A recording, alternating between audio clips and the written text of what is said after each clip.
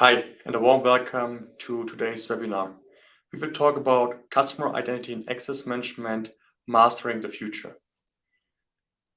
I'm happy that today Andras Cser will join me from Forrester. We will talk about mastering the future, different perspectives, especially in regard to how the customer experience and the security will change in the future and what CIAM professionals need to keep in mind when they take care about their CIAM strategy and CIAM platform. We have a short agenda. Andras will start, then I will take over, and finally we'll have a short Q&A session. Enjoy the webinar, and now the stage is to Andras. Thank you, sir. Hi, thank you. This is Andras Cser. I'm a Vice President and Principal Analyst here at Forrester, and I cover customer-facing identity and access management and also compliance, including watchlist management. And today I'd like to talk about the current state and trends in watchlist management.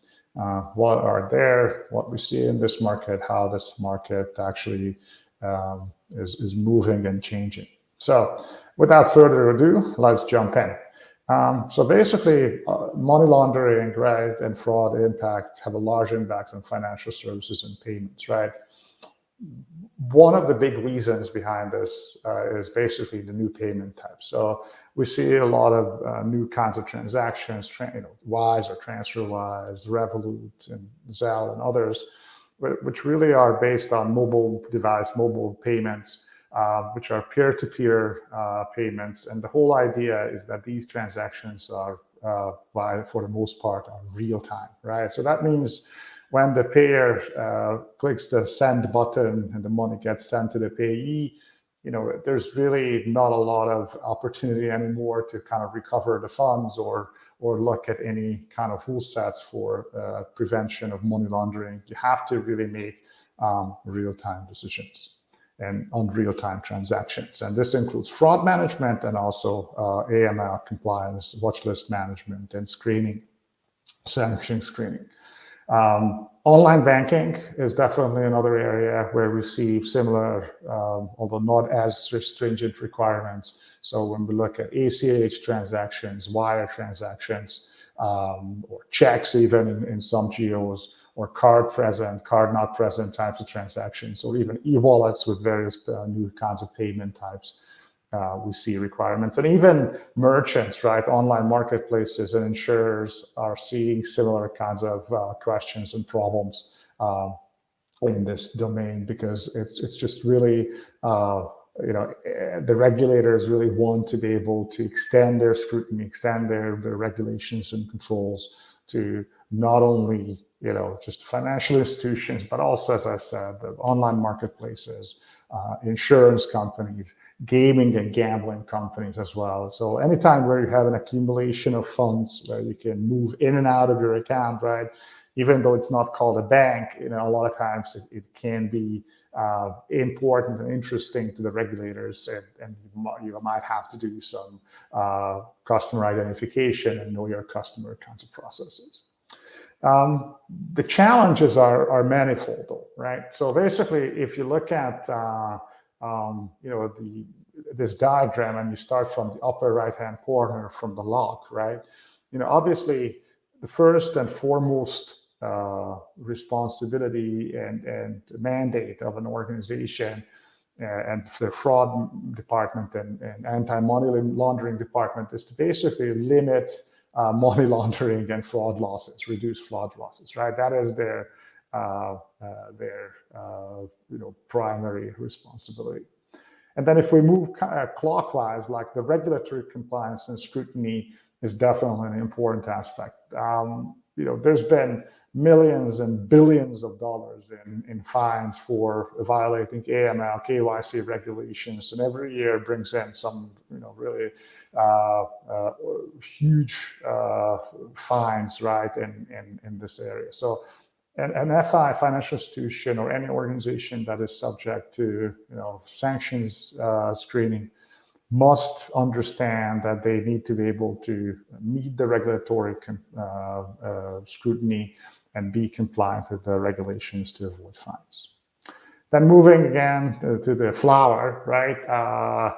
The right level of customer friction is very important, right? You cannot really make bad decisions, and implicate and insult customers, right, unnecessarily with questions or kind of improperly designed types of stops in the process, right? Kind of creating false positives, implicating somebody with a money laundering transaction when in fact it was not a money laundering transaction. It just stops the customer, and ultimately, customers would go, someplace else if this happens. And then lastly, operational efficiencies, right?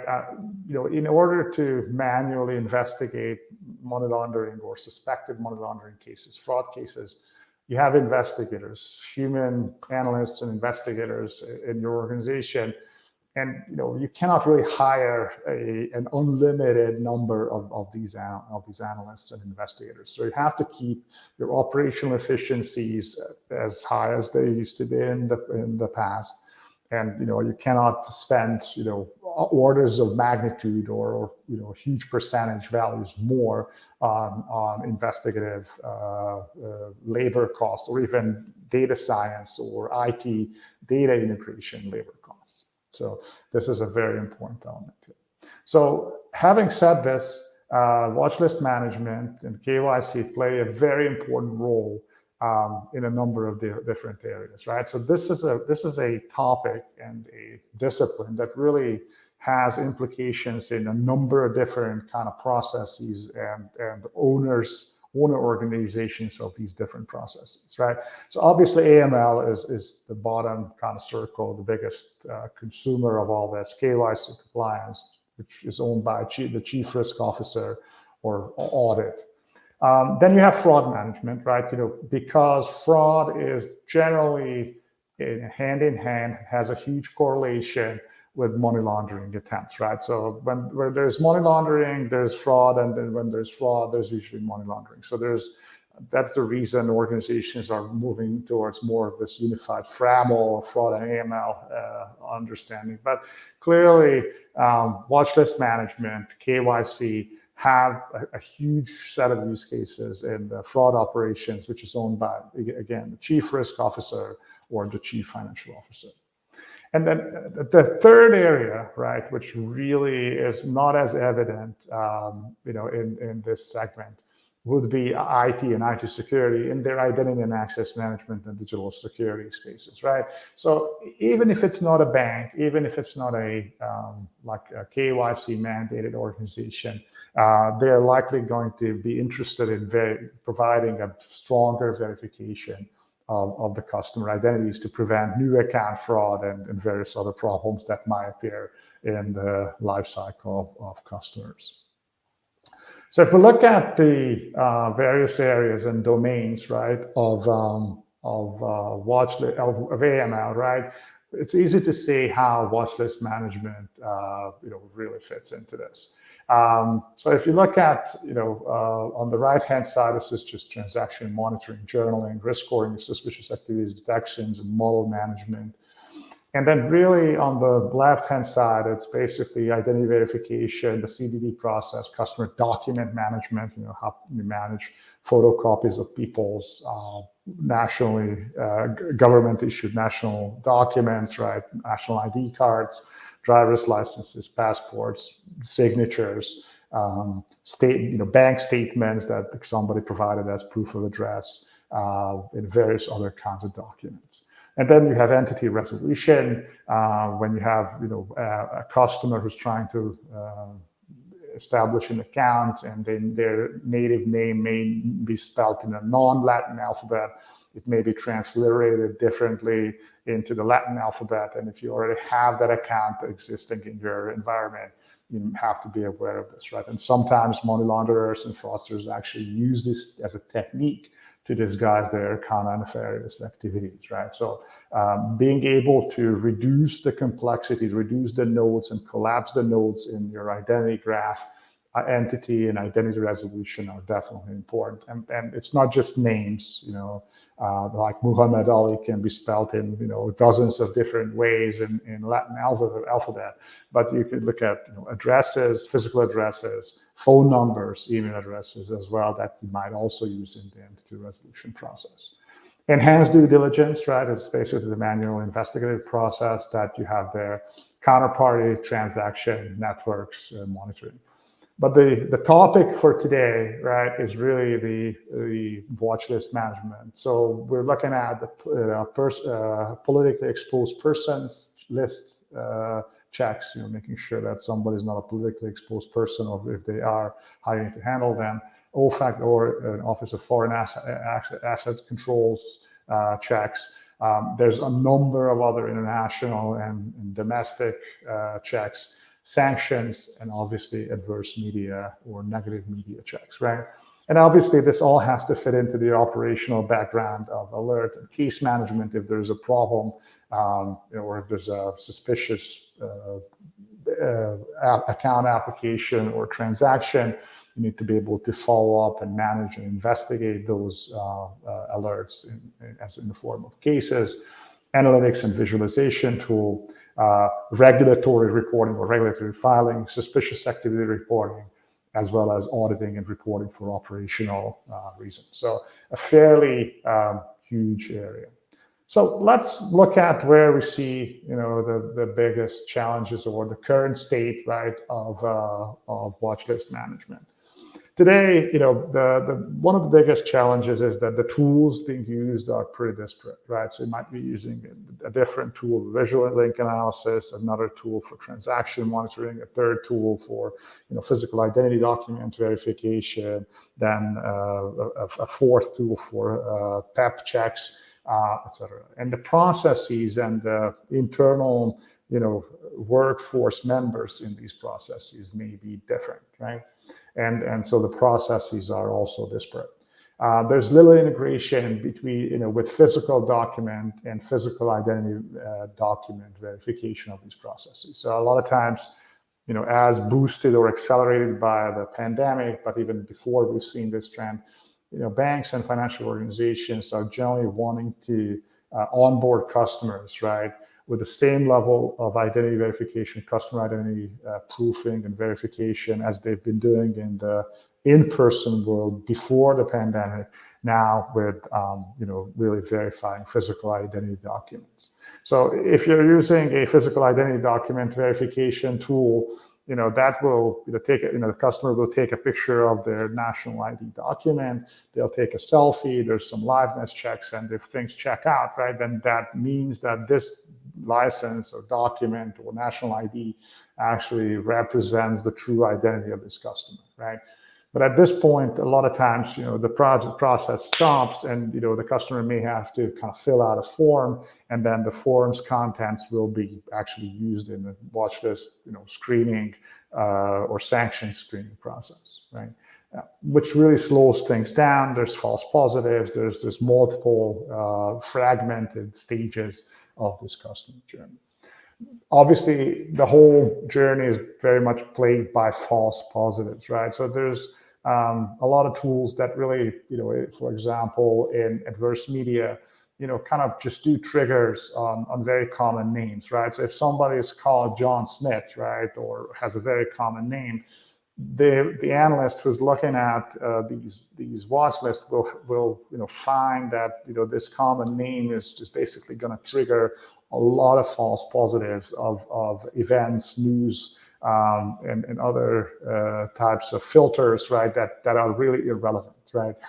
A lot of times, we see that specific terms, right, also trigger false positives. For example, in sanctions screening or in watch list management, the only important implication of poaching, right, is poaching a rhino or some kind of an endangered animal, right, or species. Other meanings of poaching, such as poaching an egg or cooking an egg, or poaching or kind of luring an employee away from an old employer, to a new employer have no relevance, right, in this whole business. So that's another kind of interesting thing that really generated a lot of false positives.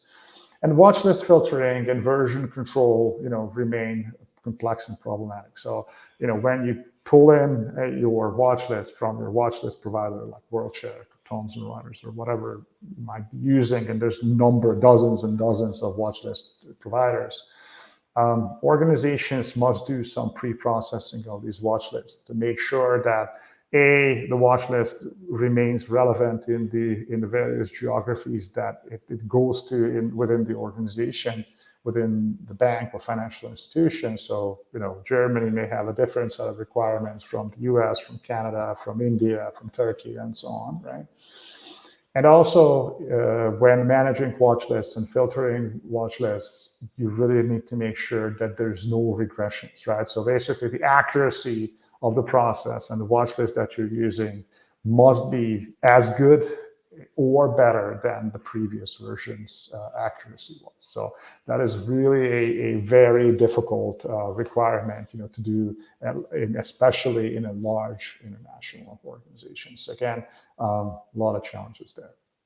So the automation problems, right, is really one of the bigger challenges, right? So financial services firms really struggle with automating watch list management, right? The automation technology is very nascent. We've seen robotic process automation and various other tools in the space. Independent testing of watch list management is problematic. People are trying to do their regression prevention, but testing still remains problematic. The whole transaction monitoring is not integrated. So if there is a conferred money laundering event, right, how's that going to kind of provide feedback to the watch list management, watch list filtering set of processes is a lot of times just manual or ad hoc. Staffing is usually difficult, right? So finding people who understand this and have expertise is difficult, and training new folks, training new workforce members to do this is going to be challenging, especially given the labor arbitrage, the kind of prevailing wages and salary rates are very low, let's just put it this way, and the processes that are required of these investigators and analysts are really complex, so there's generally a disconnect there as well. Another area of concerns is the regulatory requirements changes, right? So the regulators constantly have new ideas, and basically they talk to the FIs, they talk to the insurance companies, they talk to the online marketplaces, and really any type of an organization that they regulate, really. So the sixth anti-money laundering directive in the EU is obviously an interesting and important challenge here. The ultimate beneficiary owner, UBO tracking, right, in transactions, that's an important thing. Human trafficking is another area where we see a lot of regulatory scrutiny these days across all kinds of financial services, as well as the dating sites starting to come into the vision of the regulators. And the regulators are showing deeper expertise and insight into technology. So pretty much the old days of when the financial institution was able to show like a list of boxes, a self-audited list of boxes that yes, we do all these things, are gone, right? The regulator bodies are a lot more technologically savvy, and they want to see additional evidence, additional proofs as to how technically the financial institution actually does all those controls that are required. And then the verticals, right? As I said, any vertical where you have an accumulation of funds and that you're able to withdraw or deposit and move to some other places can be used for money laundering, and as such, the regulators are interested in kind of controlling. So insurance, gambling, and gaming, right, is a very money laundering kind of prone vertical. Online marketplaces, e-commerce and retail, and even these days we're seeing, because of the human trafficking side of things, the dating websites as well. So some of the requirements, right, that we see here out there is basically flexibility in configuration reduces time to value. So what does this mean? In layman speak, right, it boils down to API calls, right? So anytime an FI needs to do a verification of an identity, it should be exposed as an API call. If there's a need to manage policies of watch list management or KYC, a lot of times it's not good enough just to kind of have an admin click through various configuration boxes of the tool. This has to be automated and managed in a version control system. How you set up policies in a large script. It can be JSON or YAML or SOAP or whatever script it is that actually defines the exact steps of policy management in watch lists. Open policy management, so basically tuning the process difficulty and scope. And then the integration, right? So basically, legacy applications need to be integrated. Other identity verification tools, such as knowledge-based authentication, such as physical identity document verification, such as email address or phone number reputational checks. And then all this falls into the customer identity and access management solution space, right? How you're able to manage the authentication of the user, the password recovery or forgotten, lost or stolen credential recovery of the customers, as well as biometrics, and even in moving forward, the whole decentralized digital identity ecosystem or self-sovereign identity ecosystem as well. What we also hear from end users is really a whole conversation around model governance, right?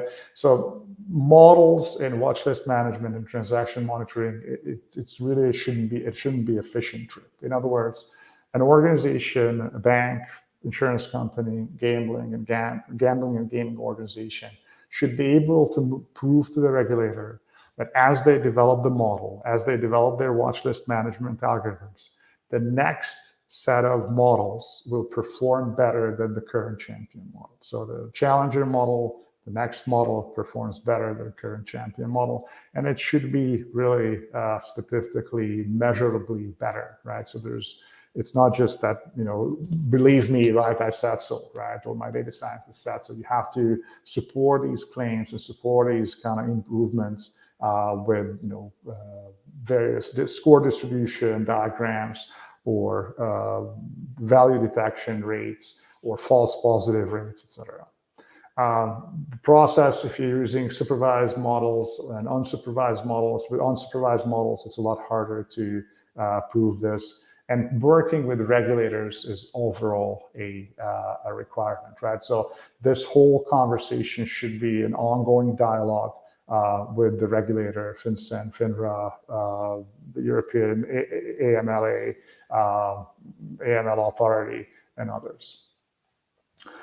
The natural language processing, right, is another area that we're seeing more and more of in this area. So basically the reduction of false positives, reducing the investigator time spent, reducing all these contextual misunderstandings, the poaching the elephant versus poaching an egg, and then using the link analysis in visual, tabular, and contextual risk score generating formats is definitely an important element. So this means that an investigator sees the linkages between entities that have been implicated with money laundering at their bank, and then somebody's trying to open an account. They may be able to see, hey, this phone number that this new applicant put on their registration is already matching, somebody's phone number who's already a confirmed money launderer, right?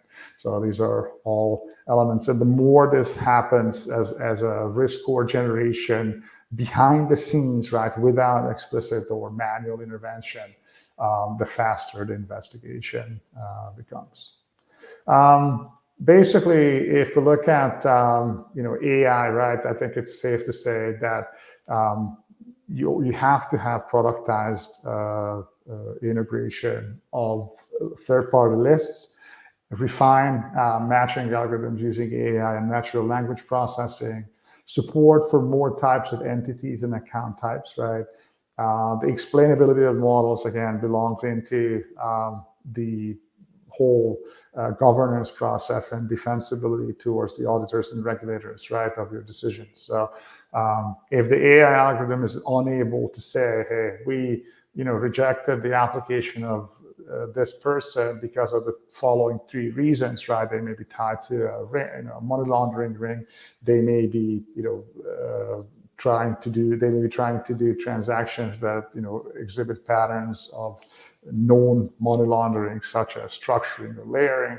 Then that's definitely something that you have to put into the explanations. And when you put together a suspicious activity report, or even reject somebody's application, to be able to defend all these decisions in front of the regulators or even law enforcement or even the courts, you have to be able to provide the explainability.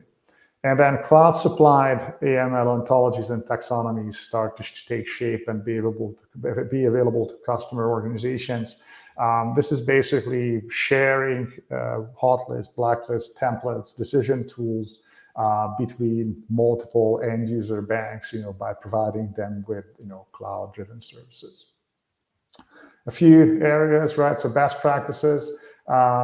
Expanding partnerships with data sources in this domain is definitely important. You have to have more data types, more data, and more support for highly changing data types, such as streaming data, navigational data, call data, voice over IP attribute data. There's more types of providers. So there's obviously the watch list providers, but there's the identity verification list providers, so public records-based data, email addresses, phone numbers, social media data, public data, if it's applicable and available in the country. And then there's obviously other offline and online data elements, right? Device IDs, device fingerprints, device reputations. If you see, for example, a device or a behavioral pattern that really correspond to a known money launderer, that is just basically trying to use different, kind of combinations of victims' personally identifiable information attributes to open an account, but it's all coming from the same device or with the same kind of copy-paste type of set of actions, then you might want to absolutely take that into consideration in your risk scoring and driving the decision. And again, working with regulators across all these areas, right? In addition to the AML, KYC regulations, GDPR, PSD2, open banking, are all areas that all this has to actually work. And then lastly, some of our future expectations, right? So cloud-based analytics and delivery methods in watchlist management are gaining adoption. So the cloud, beyond the usual lower need for dedicated software and hardware and operations, types of personnel, patching, and all those other kinds of things, easier upgrades, presents basically the network model as well. So if one of the customer organizations or banks in the vendors network or cloud provided solutions network sees a problem or a money laundering type or some kind of a false positive or opportunities to improve the model, then that learning can be actually very validated very quickly and be rolled out to other members of the network. So this is basically learning from other people's mistakes, like other banks' mistakes. Peer-to-peer payment support is definitely gaining adoption.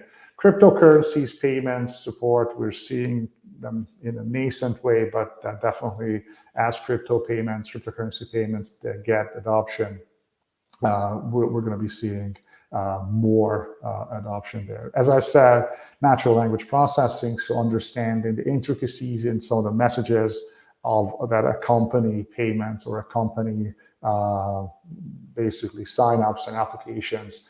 Link analysis, predictive investigation. So this is basically when an investigator looks at a case or finishes a case, the system should identify other cases or other actions or alerts that needs, or transactions or sign up attempts that also should be investigated in the light of their disposition of that previous case.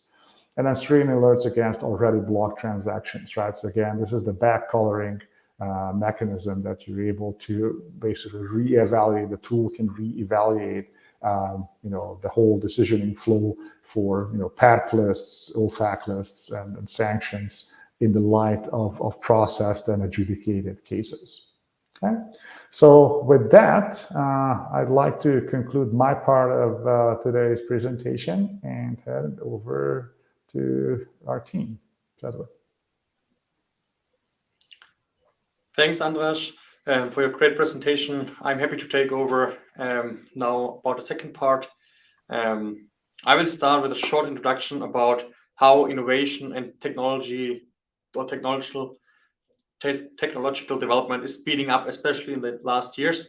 So we are really coming from a linear growth into an exponential growth phase, starting with a printing press in the beginning, but now in particular man on the move, smartphones, artificial intelligence. So really the innovation is speeding up.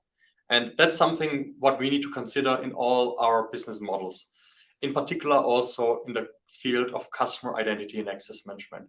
So we really need to take a look at what innovations are impacting my customer identity and access management strategy, internal as well as external factors.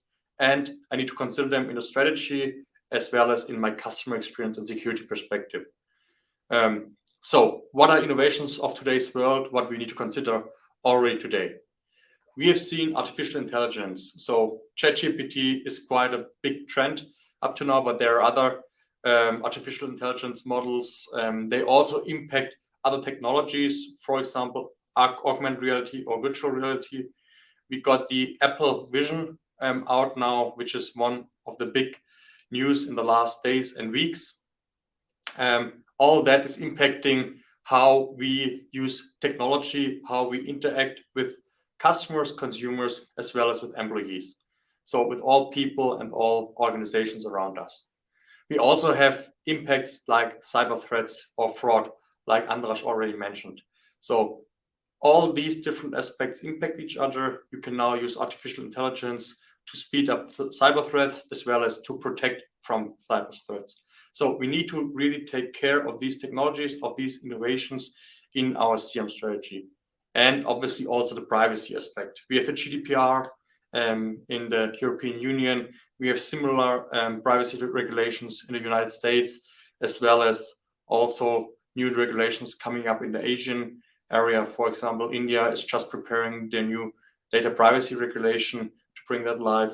So also the privacy, so how we use data, how we store data, how we need to protect data, and what rights a user or person has in regard to the user's own data. For example, in GDPR, deleting, modifying the data is completely in the responsibility of the user. So all these impacts in nowadays worlds are or need to be considered in the customer identity and access management strategy. But we do not only have external factors. So we also have internal factors influencing the company in regard to development or in regard to a customer identity and access management strategy. We have, for example, the business model or the business plan, which can change. We have seen it with many of our customers. They are changing from a B2C business to a B2B business. That has a massive impact on how you do business, what business plan you have, what delivery models you have. So if you move from a B2C e-commerce company to a B2B e-commerce company, you really have to also change the model, how you work, how you market, and how you sell your products. That also has a big impact on what customer types you have. So if you're moving from a B2C to a B2B business, you have different customer types. So you do not only have single users on your platform, but you have B2B customers. So you have a manager managing employees, assigning them rights, for example, in an e-commerce store to buy certain products, to see the bills and all that. So you have more like a group management, what needs to be considered. Furthermore, you also have the innovation and competition. So you need to keep up the pace with all your competition outside of your company, as well as also the innovation, what we have seen, but not only external, but also internal. Many companies today have an innovation hub, which brings up new ideas and pushes them into the company. So finally, you as a CIAM developer, CIAM strategy, you need to take care of all the impacts, external as well as internal factors. That leads us to the fact that what does this mean for a CIAM strategy? So we need to consider the external factors, all the innovations incoming, be it artificial intelligence, be it virtual reality, augmented reality, privacy regulations, cyber threats. You need to take care of them. And not only about the innovations you see today, but also the upcoming ones. And you also need to consider the regular change within your company, be it a new business model, be it a new customer type which is getting onboarded, or be it internal innovations or internal competition, what is bringing new technologies into your company. So there's a regular change which needs to be considered in a CIAM strategy. So what does it mean for your CIAM platform? You basically need the future-proof is becoming a key aspect for your CIAM platform. And there are three aspects what you need to consider when selecting a customer identity and access management platform. First, the time to market. That's influenced by different aspects. On the one aspect is that's also impacting the feature completeness. If you're now not using password authentication as a feature, for example, your customer identity and access management platform should already offer it, so that if you are ready to use it, you can directly use it and it's not in a development process. The feature completeness also brings in the innovative spirit. So you see in your feature completeness of your customer identity and access management platform how innovative the product managers, the CIAM provider is. If the CIAM provider is offering constantly new features as well as also innovative features, which foresee new business models, which helps you to realize new use case in the future, that's already helpful for you. That impacts the time to market.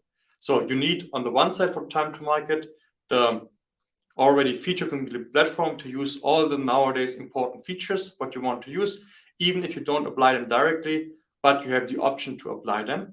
And second, you need to have a look at the innovative features which your CIAM provider is bringing up, as well as speeding up the innovative development on your side. So the CIAM provider also needs to give you impact or insights into other use cases to provide that. That gives you a future-proof platform. So what are these features, what you should have already today in your CIAM platform? Even, and that's what I mentioned before, even if you don't use them today. So you need to take a look at the basic features. So for sure, single sign-on. Also authentication methods. So there's not only the password-based authentication, you also might use password-based authentication, as mentioned. So a broader set of authentication methods might be required. You need to already rely on OpenID Connect and Auth2 as modern integration protocols or standards which you can utilize to integrate your CIAM platform into modern applications easily, and also supporting the time to market in that. If you take more than a few days or weeks to integrate a new application into your CIAM platform, that's not a good sign that you're ready to bring new features or new applications live quite fast. So your time to market value decreases massively. You also need to consider basic features like consent management. So we talked about GDPR, we talked about privacy regulations, and one important part of that is managing the consent of users. So agreeing to terms of use, data privacy, but also to, for example, newsletter or newsletter preferences. So you need to manage the consents of your users to, on the one side, comply with the regulations for privacy, and to, on the other side, to give transparency to the users. And for sure, also security relevant features are important. So for example, multi-factor authentication, fraud detection, and more. But despite the basic features, which your platform already should have today, and hopefully you are partially already using, you also need to take a look at innovative readiness. So what's that? We'd already talked about authentication. So in particular, passwordless authentication capabilities. So why should the user still use the password-based authentication if he can use, for example, FIDO2? or if you provide him a step-by-step onboarding in a passwordless area by OTP flows via SMS, email, or a smart push-based approach into your mobile app. So you need to provide him a path into the new world without passwords, and then password authentication capabilities, not only one, but several authentication methods might be required. Same as you do not only need multi-factor authentication, you need that in an adaptive way, a smart MFA basically. So based on a fraud detection, you need to detect if there's suspicious behavior and intercept or interrupt the process, for example, login process, and ask for risk-based authentication. So if you detect suspicious behavior, a multi-factor steps in and ensures or verifies that's a normal login behavior and confirms the identity of the user. And that not only should happen in the login process, that's a continuous adaptive trust model basically. So continuously in the complete session, in the complete journey of the user, all the requests are getting evaluated constantly. So basically what is propagated with a zero trust approach. So that's also one important aspect which a platform should provide you with: smart multi-factor authentication capabilities, and outlook to zero trust, so that you get ready for the future. You also need to have capabilities for the group management. So if you consider our B2B, B2C business model change, it might be relevant for you to manage B2B customers or partners in the future. Then you do not only have one person, a single user, but a group of users. But that can also happen in the B2C use case. So you have family and friends scenarios where you manage more than one user, but the user group which is interacting. Visiting a football or a soccer game, it might be relevant that one person buys the tickets and shares with 4 or 5 different of the friends. So in that use case, you have a group of people which you might want to manage within one user group with dedicated users. Same within the streaming area. We have currently this discussion about account sharing in Netflix all over the world. If you directly come in with a group management, have one user which is the account holder, inviting friends or family members into that, it's much easier to manage that and gives much more transparency also to the user. And as Andras already mentioned, also the ID verification capabilities are quite important. You have many use cases where you might need ID verification. That might be highly regulated use cases like bank account opening, signing of a loan, or signing of an insurance. But you also have other use cases, for example, car sharing, car renting, where you just need to show your driver license. So much less important use cases with lower requirements in regard to ID verification, but still an ID verification is required. So it's quite important to consider ID verification capabilities as part of your CIAM platform, be it from regulatory use cases to driver license verification to age verification. There's a broad set of features or use cases where that might be required. And finally, also capabilities around about real-world identification. So authenticating users within the real world. So not only in the digital world, single sign-on, password-based or password-less authentication capabilities, but also authenticating a user based on beacons, NFC, or other capabilities in the real world, and then connecting the digital and the real world identity. There are also different use cases for that. We had the example of retailers. So you can buy in the e-commerce shop, but you can also visit the on-site store and shop there. So both worlds should be connected, both worlds. You should detect the same user and provide good customer journey, as well as utilize the insights for your marketing and sales processes. Obviously, that's not all what needs to be considered. That's just an insight about some of the most important features in the basic set, as well as in the innovation readiness perspective. If you consider that, especially also innovation readiness is one important thing to consider in selecting a CIAM provider. So finally, how to master the future now. If we have seen innovation is speeding up, if we have seen what features should be there in a customer identity and access management platform, if we have seen what is impacting the CIAM strategy, we have the basic part. So let's get started with the basics. we have two basic requirements, basically, what you need to do on your side. First of all, know your requirements. That's for sure. You know your current requirements, probably already now. If not, do a short workshop, collect all the requirements, what you have today. Second most important thing in the basic feature set is take a look at your wish list. Out of the requirements, you already have some which you require really and need to implement, and others which you would like to have. So this wish list is all the features you might not offer today, but want to offer in the future. That might be you offer a password-based authentication today, but want to offer passwordless authentication. Or you offer multi-factor authentication, but want to use smart multi-factor authentication to only ask for MFA in risk-based or suspicious behavior scenarios. Then second, take a look at your team.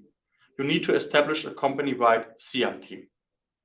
That's important because you want to have one identity across all channels, across your complete company. So you need to have one CIAM team which takes care of managing your CIAM platform as well as managing your business use cases in regard to customer identity and access management. And this team also needs to consult the IT strategy because we have two perspectives in that level. One is the technical or operational level, where your CIAM team needs to be involved in each application, in each business use case, because you want to establish this one identity. So they need to be aware of all the things happening in your company. And second, they are bringing the new innovative features into your use cases. They are bringing the time to market. So if they are aware of these business use cases, they can come up with new ideas of your CIAM platform. They can also design the architecture of your CIAM platform for the future. If they detect new use cases, if they detect requirements or new requirements, it's important for them to consider them, and vice versa. They should bring into the IT strategy new insights, new ideas from the CIAM strategy. But how can they do it? That's then the third phase, the platform. Basically, select an innovation-ready platform. So you need a platform which is feature complete and shows this innovative spirit and supports you in a short time to market. And 6, be flexible. So as mentioned in the beginning, there will be a lot of changes. There will be changes from outside, there will be changes inside. You need to be really flexible in nowadays world. So your CIAM team needs to be flexible, as well as your platform needs to be flexible. Andras already mentioned that API-based approaches offer you to extend your platform already quite a lot and integrate them easily into many applications. And that's really a process what needs to be considered here. The flexibility of the platform and the flexibility of the team, especially in a context where innovation is speeding up more and more. And finally, regularly catch up with your CIAM software as service provider. And I'm in particular mentioning software as service provider because that has a big impact on your time to market. If you host your CIAM platform on-premise, you always need to wait for the new releases. You need to roll them out yourself. If it's a software service-based approach, you are instantly utilizing the newest version, the newest features, and the newest innovations the CIAM provider is offering you. And second, your CIAM provider has a lot of insights into the different use cases of different customers, of different partners. That enables them to provide you insights and offer you new ideas and new concepts what you can utilize in your use case. So connect with your CIAM provider or your trusted CIAM partner, implementation integration partner in that aspect, to get all the new ideas from other customers, from other use cases, which can be transformed or transferred into your company and be utilized for being ahead of the competition. So what are the key takeaways of the second part of the presentation? First, be ready for continuous change. You have innovation from outside and you have also development changes inside, be it a business model, be it also internal innovations, or be it external regulations, what you need to consider. Second, keep your CIAM strategy up to date. So you should always evaluate all the different perspectives, outside, inside perspective, and update your CIAM strategy and use the innovative features what you have. And finally, have a future-proof innovation-ready CIAM platform, which is on the one side flexible, so supports you on flexibly reacting to the changes in the market, offering you a feature-complete platform that you have a fast time to market for existing features, and also shows the innovative spirit basically, and seeing new features ahead, providing them early, as well as also consulting you into new ideas, new concepts, and other use cases, what they have seen. That's also the end of my presentation. I want to thank you all for joining our today's webinar. We now finally have a short Q&A session. You're happy to raise all the questions in the chat.